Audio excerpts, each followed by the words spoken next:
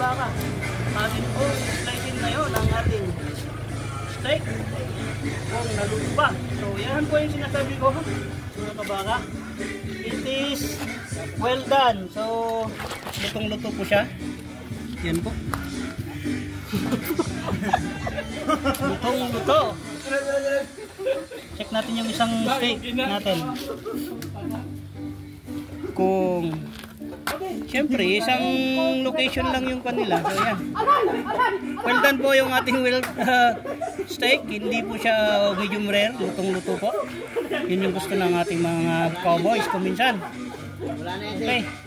So slice na lang natin.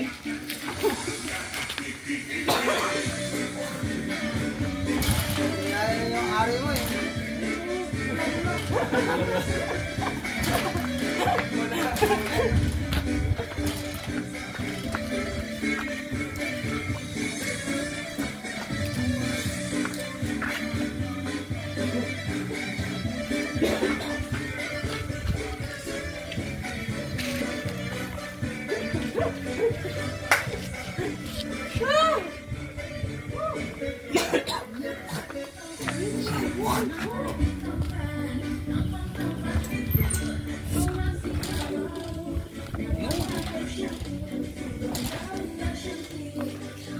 Dahil sa gagabla.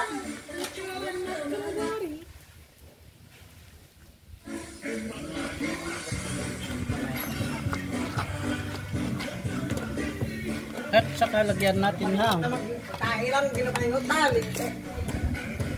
ating sauce. Yan.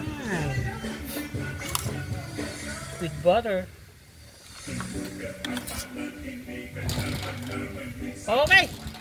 Yan po mga kabaka, yan po ang aming ulam ngayong gabi. Maraming salamat at magandang hapon!